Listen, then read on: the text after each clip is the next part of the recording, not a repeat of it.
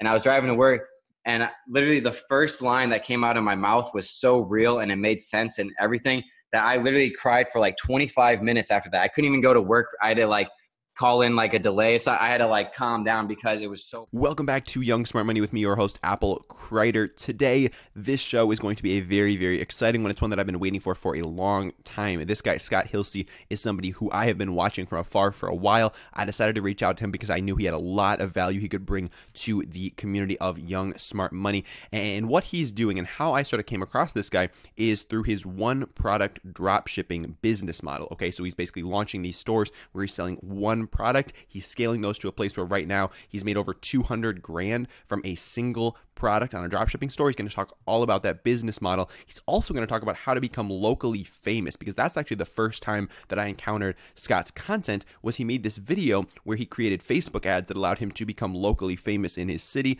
People were approaching him on the street saying what's up. So that's a very interesting project as well. And then lastly, Scott's going to go really deep on Facebook ads. Okay, so if you are somebody who is looking to use Facebook ads in any kind of business, Scott is going to break down some very maybe complex strategies for you if you haven't encountered them before. So I'm going to encourage you, when we get into the Facebook ads section of things, to slow things down, maybe pause, replay, listen to it again, take some notes, because there is a lot of valuable content there. But if you're just listening and you're not really fully digesting it and taking some notes here and there, it's going to be tough to retain. All right. So when we get into the Facebook ad stuff, again, bring out the pen, bust out your paper, start taking some notes, because you're going to need it if you want to retain some of this amazing information that is not going to be easily found elsewhere. Scott goes really deep. He really knows his stuff, and he has made hundreds of thousands of dollars with Facebook ads alone. So you're not going to want to miss this. Without further ado, we're going to bring Scott on to Young Smart Money.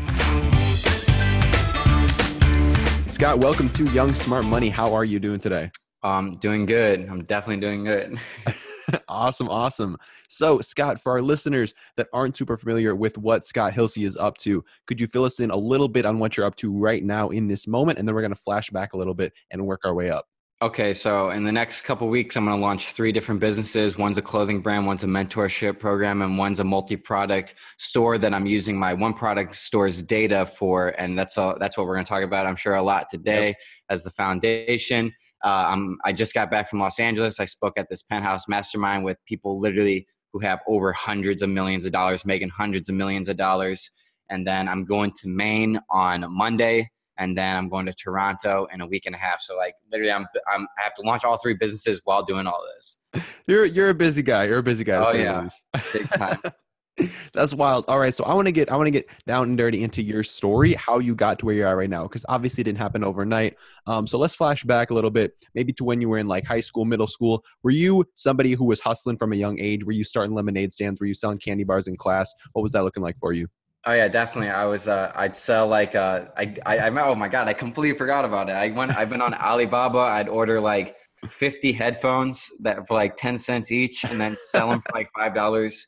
I definitely had the lemonade stands, and I'm sure there's so much more. I just really can't even think about it. I was definitely a Swag Bucks guy too. Oh, yep. Classic, dude. Big time Swag Bucks guy. Damn, I know I did a lot more. I haven't been asked that question before. Really?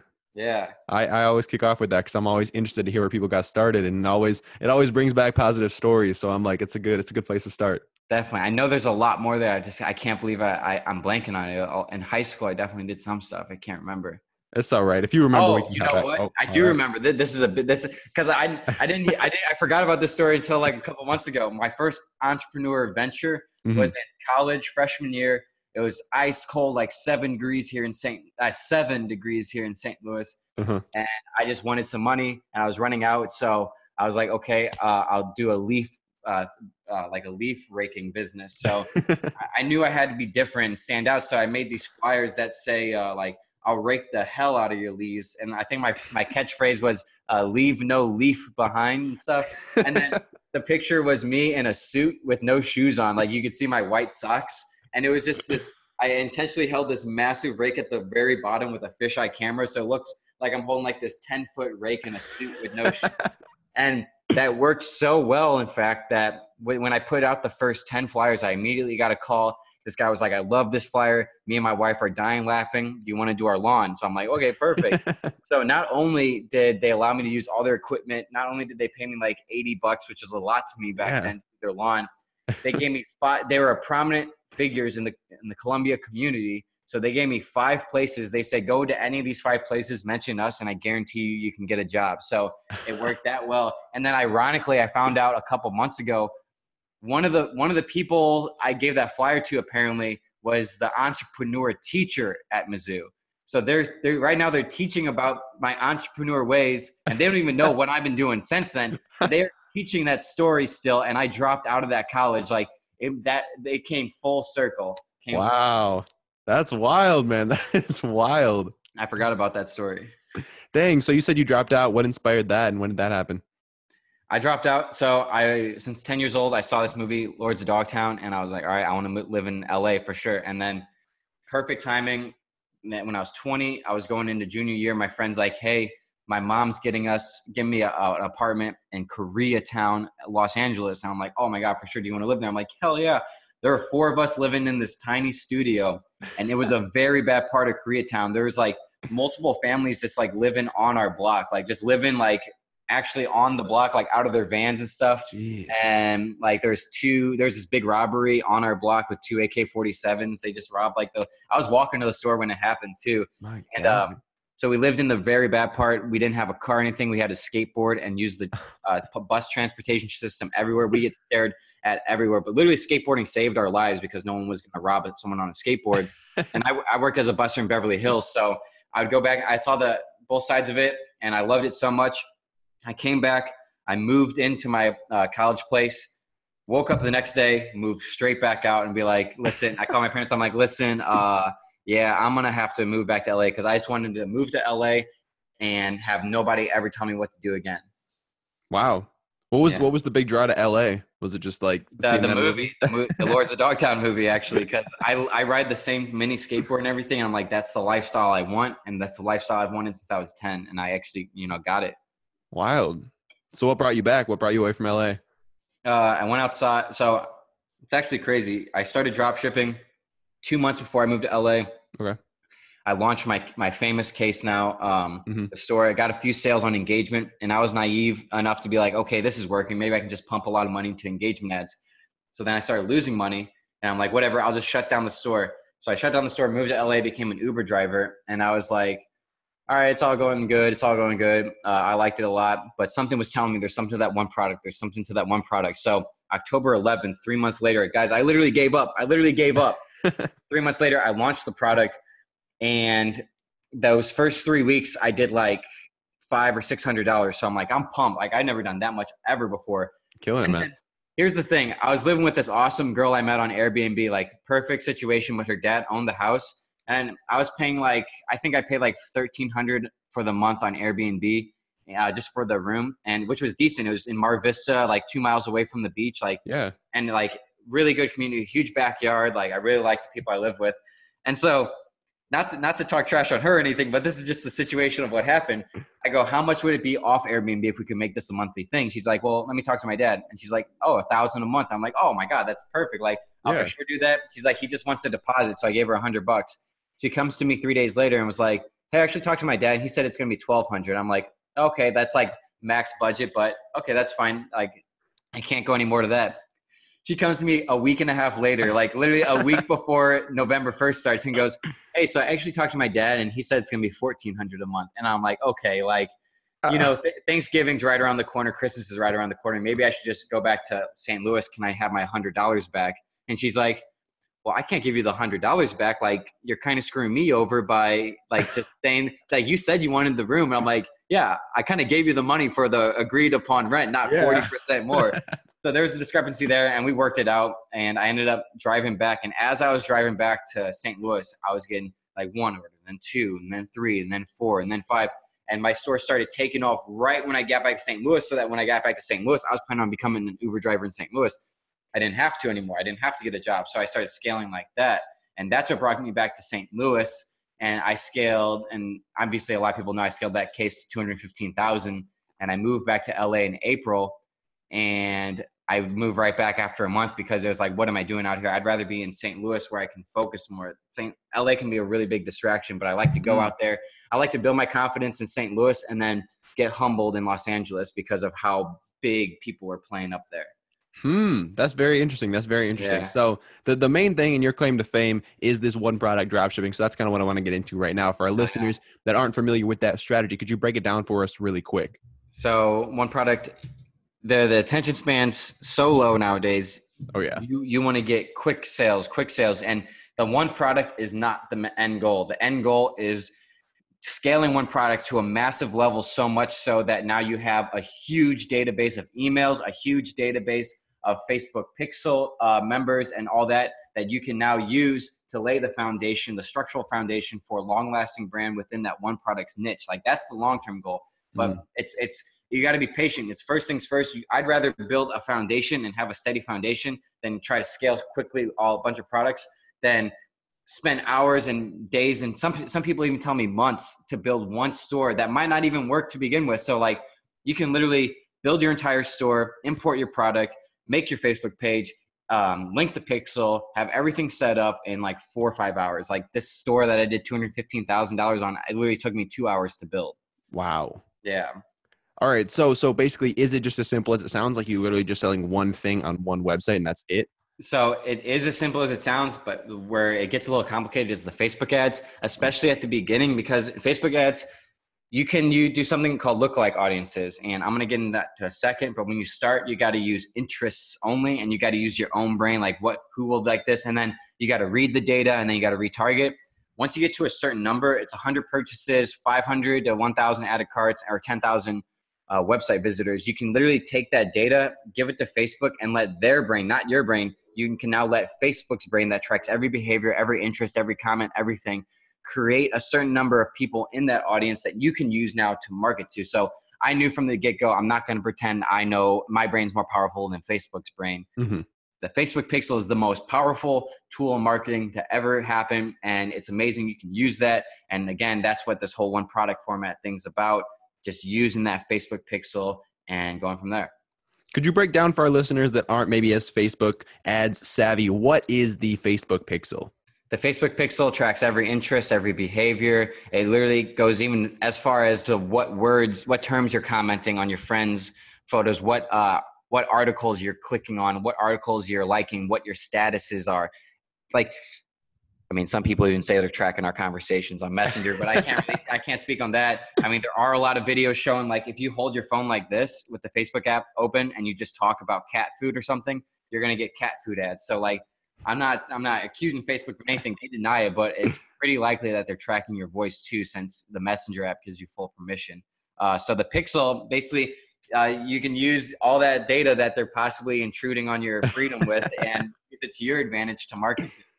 So basically, they've got your mother's maiden name, they've got your social, they've got your credit card number, they got it all. Yeah, and unfortunately, Mark Zuckerberg went in front of the jury last April when I was in LA. I don't know if you remember this, and that's when like he had to take down a lot of like you could target oddly specific things. I like you can still target like likely to move, like, and just really beneficial things like that. Like if you're a realtor, you can easily target likely to move. It tracks who's clicking on Zillow and things like that. So I had someone in real estate in my house last night, and I showed him it. And within a 24,000, and within a 30-mile radius of where I am, there are 24,000 people who are likely to move, or there's 2,500 people likely to move. And then if you add maintenance, repairs, and everything, because he was in the maintenance area, it's 25,000. So $5 a day, you're hitting like 500 of those people a day. It's amazing.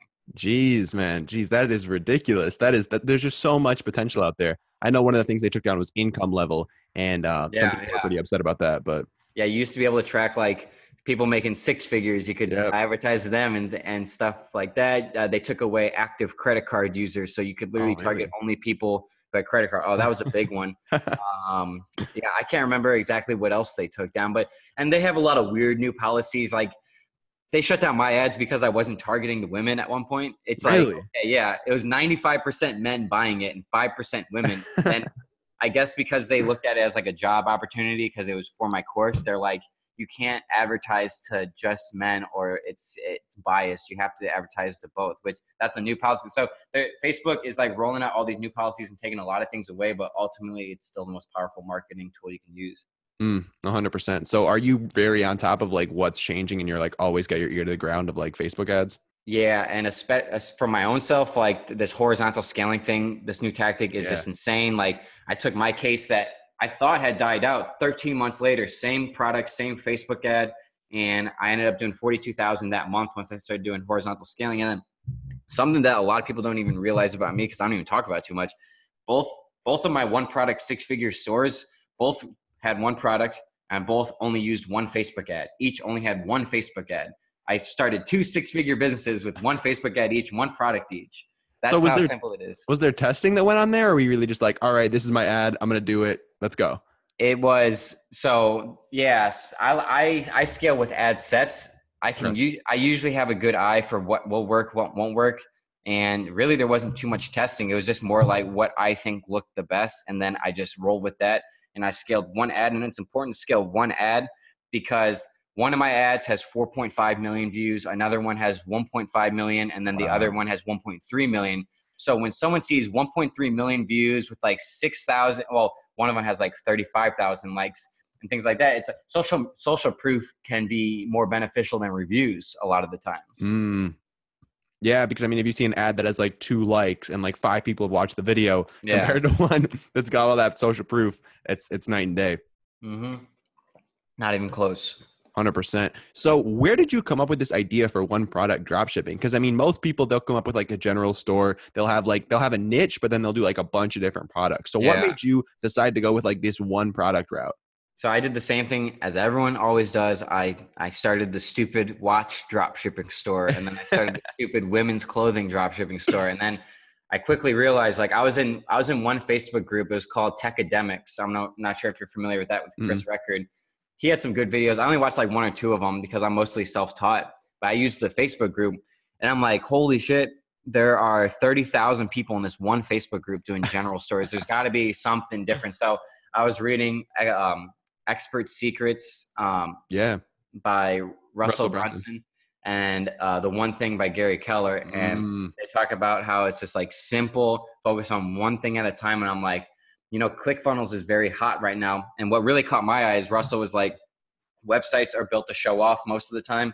Funnels are built to convert. So I'm like, I wonder if I can apply this to e-commerce. So I took one iPhone case and it's like video, a picture description, trust badges, and then my product. And then it just kept scaling because for the Facebook pixel too, it's like when you launch a store with 20 products, the pixel is going to be all over the place. If you launch it and hone in on one product, it's that specific product. Facebook's only going to target people interested in that specific product.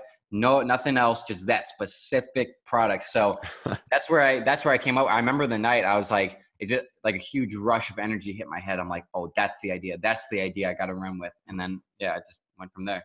dang, man, that's wild. So what I want to talk with you about now is like the process that you're going through right now, because you've been talking about for a while how you were going to collect all this data and then sort of turn it into a bigger store with like in the niche, but like with more than just one product. So talk to me about that process for you and why you decided that now is the time to roll with that.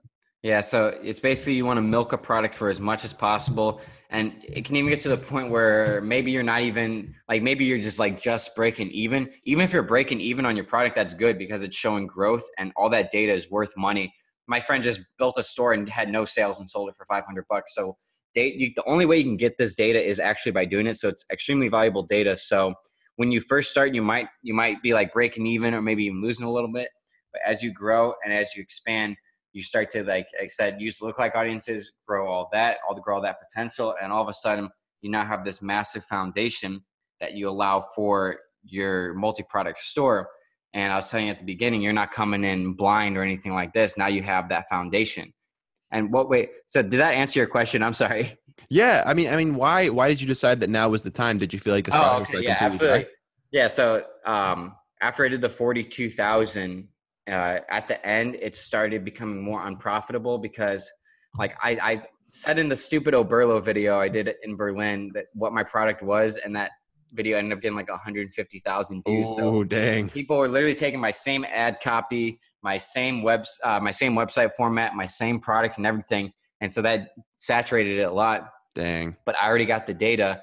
And then I was about to launch it in early February, and then Chinese New Year came, and I didn't want to start a brand on Chinese New Year and have all these people say, it's been 2 months. Where's my product? So Yeah.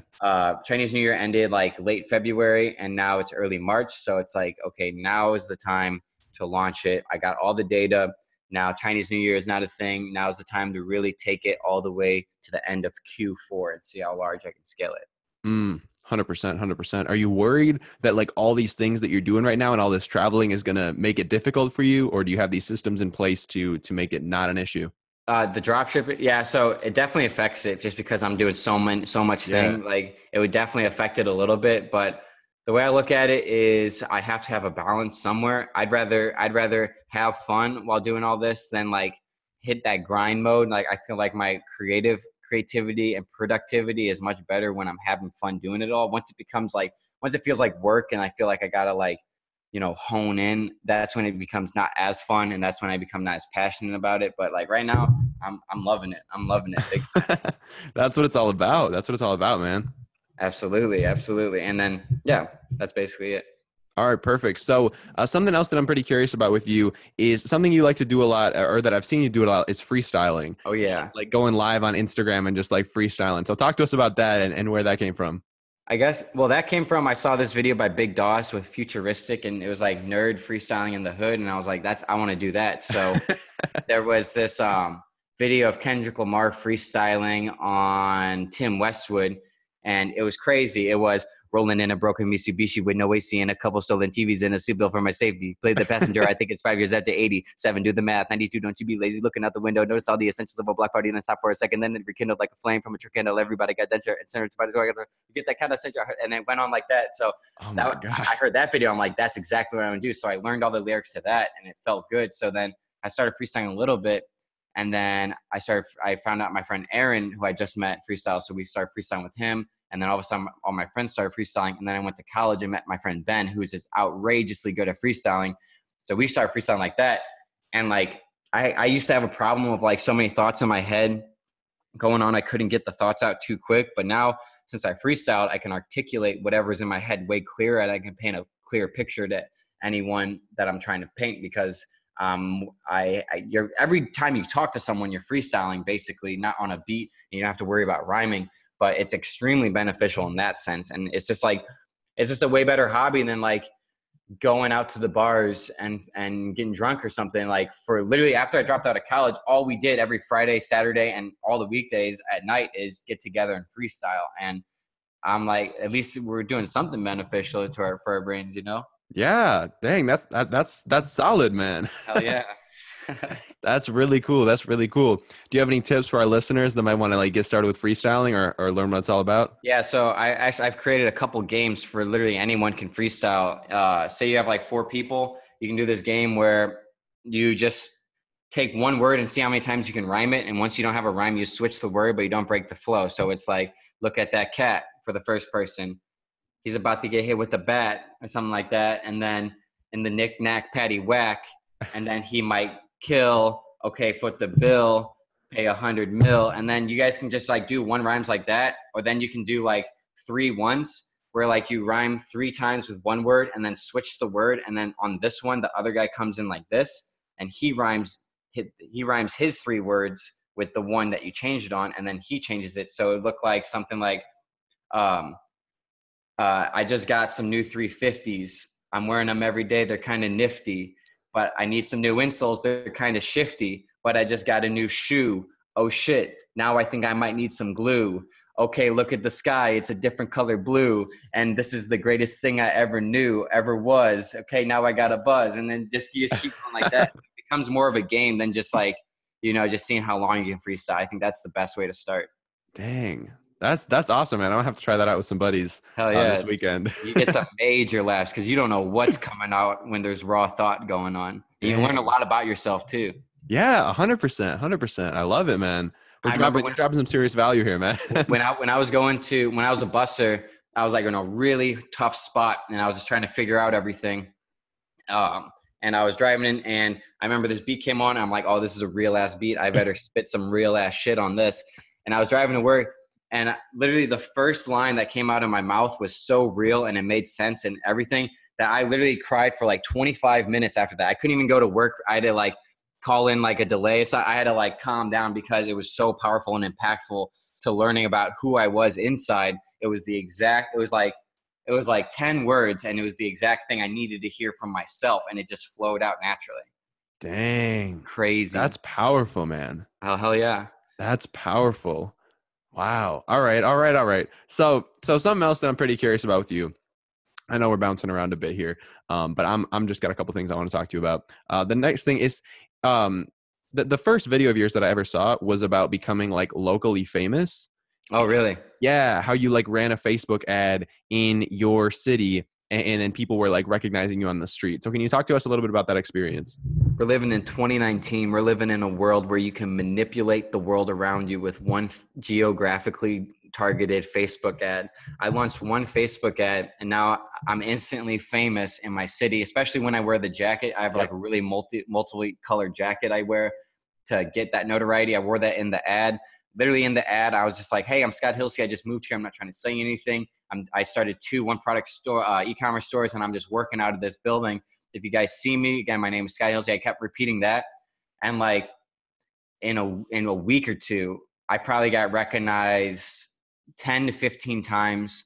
The local high school, because I targeted 1 mile from where I am, and it's not too big of a city. So like all the high school kids know me big time. Every time I go there, like I kind of had to switch gyms for a bit because of how many people start recognizing me. But every time I got interviewed by their journalism department, they're doing this whole story and video launching soon on that. Like I would go to get breakfast, and the host would recognize me and pay for my like breakfast. And like I just took this girl to the steakhouse over here, and when I walked out, the valet was like, Sky Hilse, and stuff like so. And like my concierge in my building knows who I am from the Facebook ad, and like I would like when I see people in my apartment complex, they already know who I am, and it just went crazy like that. So like I literally can't really go anywhere in the city anymore without getting recognized. One Facebook ad. So what did that look like? You basically just went on there and you're like, hey, here's my name. I'm not trying to sell you anything. Yeah, and then you just, like introduce yourself. I talked about my story for about 2 minutes, but the most important thing is if you guys do this at home, you got to make sure in the video in the background is a notable local spot, so that that's what's going to stop people from scrolling and be like, what the hell? I live here. Okay. Yeah. That's very interesting. So what was your goal with that? Was it just to like see what would happen? Yeah, just to see, because I'm like small scale testing in St. Louis. So like if I go to Los Angeles and say I live in Santa Monica, I bet I could get famous in Santa Monica if I really put a lot of money, because I put $400, I think, into that ad here. Okay. So if I go to Santa Monica and put like 5,000, I think I would definitely become extremely notable there. And then there's a lot of like really big connected people there, which I could probably get linked up with. And it's the same for anything. I make that point in the video. If you want to be an actor or a model, you can literally just have your photos, like a collage of your photos, and then be like, if you're interested in booking me, send me a message, and you can have it be a send the message ad. And then you can target people who only work for the model agencies in your city or the acting agencies in your city. So only these employees are going to see it. And if you do horizontal scaling, you just keep hitting them, and they keep seeing your face. And eventually, just out of pure curiosity, even they would like message you. Dang, man, that's huge. And there's, like you said, man, it's 2019. There's so many opportunities out there. If you're trying to get exposure, like there are so many ways to do it. And Facebook is just such a powerful platform. Like you can do anything with that targeting. One thing that you mentioned, oh, go for it. I was just going to say, it's pretty crazy how futuristic we are and connected we are to the fact, like I said, you can manipulate the world around you with one Facebook ad because of how many people are looking at their phones all day long. It's just wild stuff. 100%. Like that's where the attention is. And if you can capitalize on that, you got some stuff going on.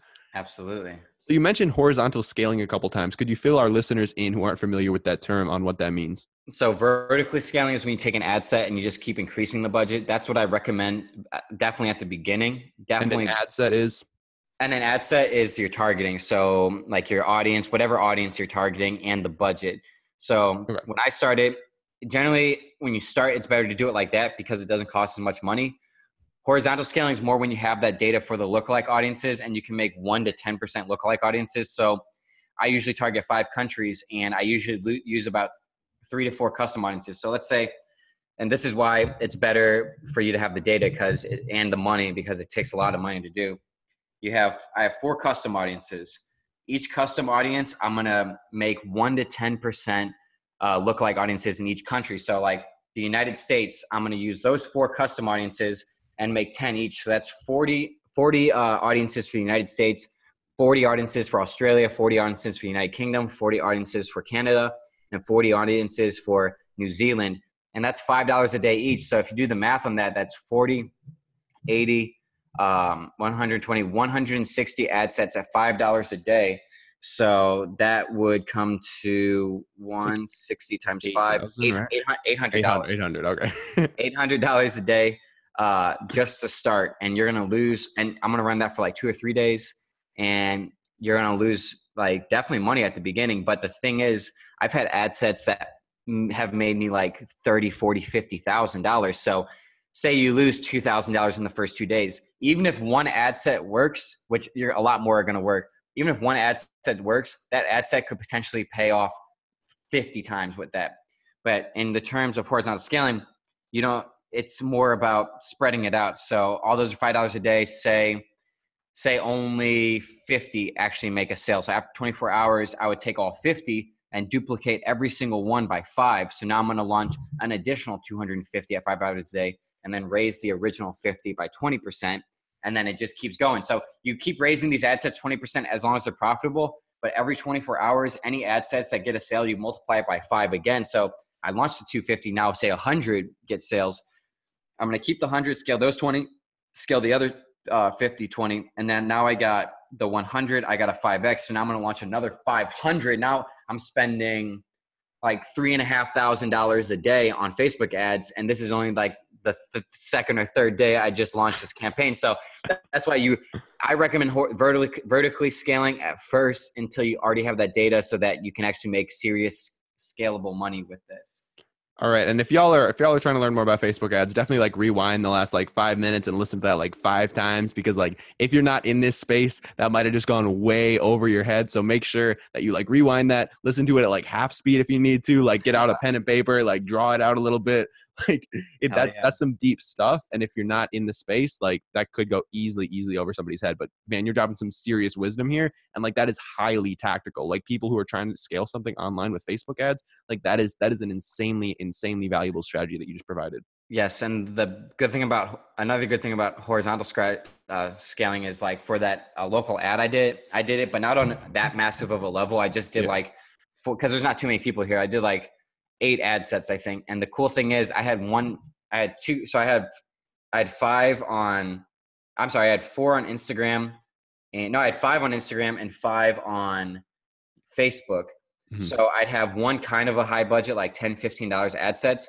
And then each one was a duplicate, $5 a day. And so what that's going to do is that high one, anyone who interacts, anyone who watches it for 3 seconds or more, or clicks like or something, now they're going to get hit multiple, like so many times, because it's going to be on a 7-day split.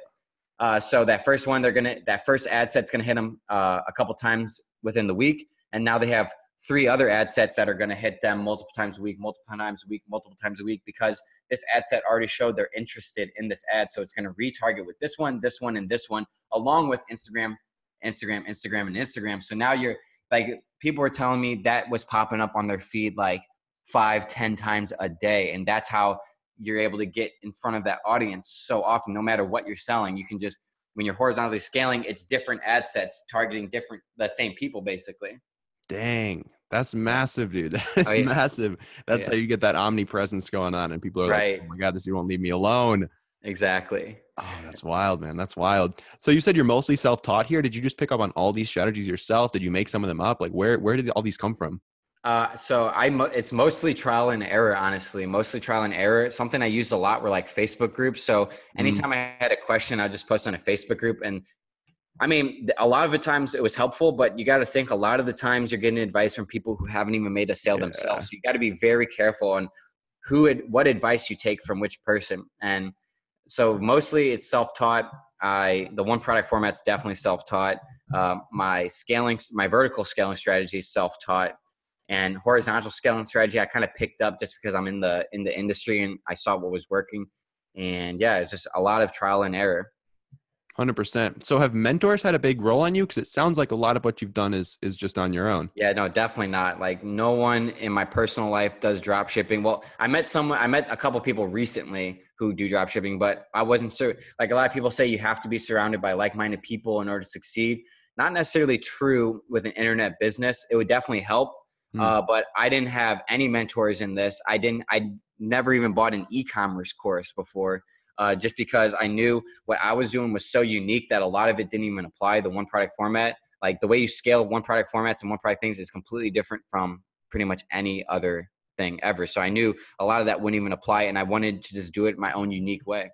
100%, 100%. Did you have anybody in like the wider business realm that you looked up to, or was it really just like you're out here, you're doing this on your own, you're trying stuff, you're failing, you're trying different stuff? Yeah, Ty Lopez was definitely a good influence because that's where it all started. Yeah. With his social media marketing course. It didn't. Not to talk shit on his course. I mean, it was weird how they didn't go too in depth with the Facebook ads. It was more about getting clients, and then like they didn't really go too in depth with the Facebook ads. But I had like a couple clients interested, and then something deep inside of me told me this is not the path. Do not go this way. So I just listened to that, and I decided not to pursue the course. I mean the agency. Yeah, the agency side. But I discovered drop shipping through it from the exposure of digital marketing. So Ty Lopez definitely inspired a lot of that, and being invited to his house for his 300 student, that was definitely a validation to myself and a validation to people around me, and same with the Oberlo thing too. Yeah, talk to us about that Ty Lopez event and how you got invited out to his place. So he was just doing his top 300 students, and like I caught his attention when I posted in the group, like, because this was back when I was trying to get like people to test out my one product format for free, like just completely for free. Mm-hmm. I just had like 8 videos, and I was like, hey guys, I literally just bought this Lexus IS 250 from dropshipping one product only. The internet's crazy or something. And that caught his attention. They wanted my like bank statements to prove it. So I sent the bank statements, and they verified it, and they're like, all right, well, we'll see you in June. And so I showed up. There's only 10 of us and Ty Lopez, and we talked to him for like 3 hours. So that was pretty awesome. Yeah. That's wild, dude. Did you meet anybody interesting at the event? Oh yeah. I met tons of people. I got a call today. Ryan Buckland. He's just an insane. This guy's doing so much. I guess I shouldn't really speak on what he does. He does the social media marketing for like major companies that everyone who's watching this podcast could know, but he likes to remain kind of like behind the scenes. So I'm not going to do him like that and mention what kind of companies he does it for, and he's working with very, very prominent rappers too, like way up there. He has control of their social media and everything.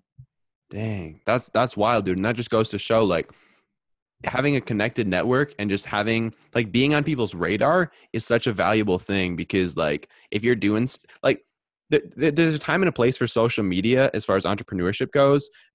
And there are some people whose entire business is just social media. And those people, I'm kind of like, you don't have a business. Like literally all you're doing is posting on Instagram. Like that's not a real business, at least the way I see it. But there is a place for that, because if you're not sharing with other people, you're not going to get connected to opportunities like that. And you're not going to be able to really expand your network in that way. Of course, you're still going to be able to meet people, but there's definitely a time and a place for social media, I think, in being able to escalate your entrepreneurship. Oh, definitely. Absolutely. I agree with that. So talk to us now about that Oberlo deal that you were at just a little bit ago. So you guys can look on my YouTube channel, scroll all the way to the bottom. The videos I was making in like that dark room was at my grandma's house. I was living with my grandma and just doing drop shipping. Cause I literally got back from California. So I was like in between places, like I didn't know if I was moving back. I said, no. Ty Lopez hits me up on like Monday and says, you're in the 300, come in a week.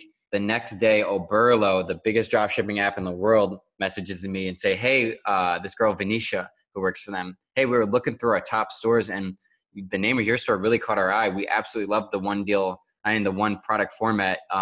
Would you mind if we interview you? They interview me. That article ended up being their most successful article to date, the most clicked article ever. And then when I flew out to Berlin in October to meet with them and make that video is their most popular video ever. And besides the 3, they have 3 that they ran ads to that have like millions of views. Sure. besides those, mine is by far the most watched video of all their videos. Unreal. Yeah. So, See, I mean, look how well that worked. I was literally at my grandma's house, and then I got massive exposure from two extremely credible sources. and people will say that's an overnight success, but you've been working at that for so long that it's just a Yeah. buildup of all that momentum over time.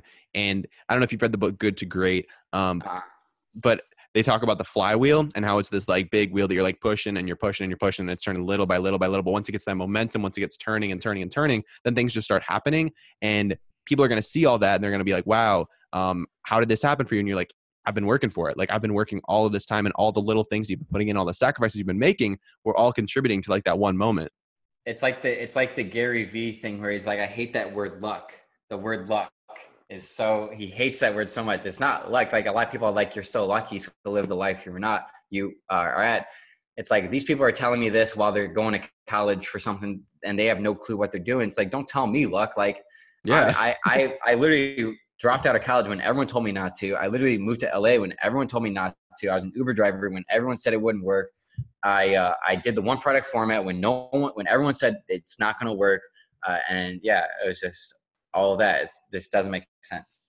So it seems like a big motivator for you is like not being told what to do. Big time. Is that true? The main motivator right there. No one tells me what to do. Not anymore. Not even close. 100%, because like a lot of people aren't willing to go against the grain, and like when people are telling you not to drop out, they're not willing to drop out. If people are telling you not to do something, they're not willing to do it. So was that like the biggest thing for you that was getting you to go against the grain, was like, I don't want you to tell me what to do? Yeah. So if I was like borderline on a decision and someone was telling me like, do not do that. Like, are you kidding me? Do not. It's like, well, I guess I'm doing it now. I just need to prove this person wrong. That ever get you in trouble? No, not really, honestly. I love it, man. That just goes to show, man, people are worried. People are worried like, oh, I don't know what's going to happen if I do this. If I don't do what everybody else is doing, I don't know what's going to happen. And like, so far, nothing bad's happened to you. Yeah, literally. And I made this point a lot. Never take advice from anyone who's never done whatever it is you're trying to do, which is 99.9% of every single person you talk to, depending on your thing. It's like, would you literally ask an electrician about real estate development, or would you ask like a server at a restaurant how you can get your stock portfolio up? Why would you listen to someone who say you want to be a professional singer? Why would you listen to your parents saying that's not possible when they're not professional singers? Why would you listen to your friends say it's not possible, or listen to their advice, be like, just grind it out for a couple of years, when they've never done it? Find the people who've actually done it and listen to every single word of advice they say. 100%, man. 100%. You've been dropping a lot of wisdom so far, dude. I really enjoy your personality. You're a cool guy to talk to. I appreciate it. All right, Scott. So we're going to hop into some of the questions that I like to ask all of my guests before we wrap up the show. You feeling ready for it? Oh, yeah. All right, perfect. The first thing I'm curious about is, what are you excited about right now? So it sounds like you got a lot of stuff going on, but a couple things in particular. Could be something in your business, could be something in the wider realm of the world. But like, what's a couple things you're excited about right now? I'm excited for these 3 businesses I'm launching. I'm excited for this crazy Maine trip I'm taking on Monday, lit Airbnbs only. This house I rented is unreal. I'm excited for Toronto, going out of the country. I'm excited for summer. Summer's right around I live in this awesome apartment complex. I just moved into this unit right here with tons of windows, and we got a pool on the roof. So like, the summer is absolutely awesome here. I'm excited for that. I'm excited for a lot more traveling. I'm excited for going to LA like once a month, and I'm making a lot of connections out there. I'm just excited for life in general, and what else there can be done with Facebook ads. Honestly, it's unlimited. 100%, man. You're killing it, dude. You are killing it. Do you have any habits that have served you well throughout your life? These could be in business or just in your life in general, just like things you do on a routine basis. Definitely working out every day. Working out almost every day at least. It's very important for your mental, like just mental clarity. Like, any problem you have is not going to matter when you're so exhausted. You feel super great. Some guy was like really pissed at me about that day in the life of a dropshipper video when I was like, if you guys are making an online business, don't forget to go to the gym. Like, don't be lazy. You're definitely going to be happier. And it's going to help you think. And this guy got super mad at me for that. It's like, okay, well, it's probably very extra true for you if you're getting so mad about it. Like, it's true. That's why you're getting so mad about it. And I would say that's a very important thing. Never letting my health get compromised for like, I mean, some days I'll work like 12 hours straight and I'll forget to eat or drink anything. I'll just completely forget. And just stuff like that I need to work on. But yeah, other than that, I think working out and knowing that there needs to be a balance between personal and business. Like, you got to have fun doing everything, or it's not going to be fun. 100%. What's the point if it's not fun? 100%. And like, just being able to get carried away in something, maybe not to that level, but like being able to get so carried away into something that you like forget about time, you forget about everything else. Exactly. And if y'all haven't seen that video, the day in the life of a dropshipper, I'll be sure to link that up in the show notes as well. That's a killer video. It's like like half an hour long, but it's like it's so entertaining, and it's very well done, man.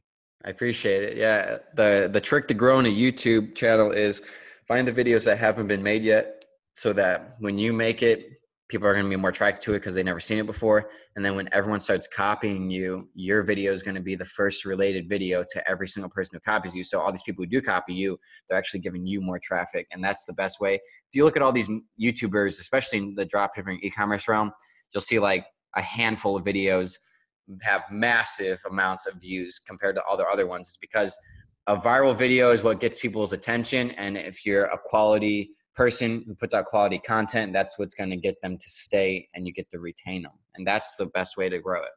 That's what I did with that YouTube video. That I thought I was telling my friend Caleb, whose music I used in it. I'm like, it was December 5th when I launched it. I'm like, I'm calling it right now, man. I'm really thinking this is going to get 10,000 views by the end of the month, and possibly even like 100,000 views by summer. And it ended up doing 100,000 views in 3 weeks. Wow. Dang, dude. That's wild. That's interesting strategy though, because a lot of people that I talk to, their strategy is actually the complete opposite of that. I don't know if you know Kevin David. No. Okay. He's more in the make money online space. He's got like 500,000 at this point, I think. He's crazy with Facebook ads, dude. He's dropping between 10 and 25 G's on Facebook ads a day. This dude's a beast. Yeah. But his strategy is actually to like do the opposite and just to copy people and like find a video topic that goes viral consistently, watch like, or like go to 5 videos in that space, pick like the best stuff from each of those, and then like make his own version. So I mean, that goes to show like you can find success with so many different routes. It depends on what your goals are. And that's definitely a strategy too. I use that same strategy for video ideas. Though I'd say I like his strategy. The only thing I would adapt with it for sure is you have to grow your fan base and get the attention first before doing. I mean, so you really want to focus on both, honestly, because what you can do is when you find a viral video, you can make that with a similar title, and then in the tags you can tag them, and so that it's going to be related, stuff like that. So you can piggyback off of their viral video, but when you're piggybacking off of their viral video, most people are coming to their viral video first. So it's actually better to be the one with the viral video people are piggybacking off of. But if you don't, the next tactic would be, and that's where I get a lot of ideas myself, is to make videos like them. 100%. Totally agree with you, man. Are you consuming any content right now? I know you said that you don't consume a lot of content, but like any books that you're reading, any podcasts you listen to, YouTube channels? Mostly just the Joe Rogan podcast. I watch that all the time. The new Alex Jones 4.5 hour one. Man. Awesome.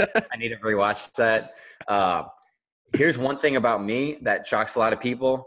I don't watch one dropshipping YouTuber at all. I don't watch one of their videos. I don't care. I don't want that influence. I was listening to an interview by Gunna actually yesterday, and he said the same thing. He doesn't listen to other artists barely ever, because when you start to listen to someone so much, you start to, in his case, rap like them or like flow like them. And in my case, I didn't want to start talking like another person. I didn't want to start like a lot of people like, for example, something that makes me stand out is every single dropshipper I know uses the thumbnails, and pretty much every YouTuber, like screenshot here and then like their face right here and then like text right here.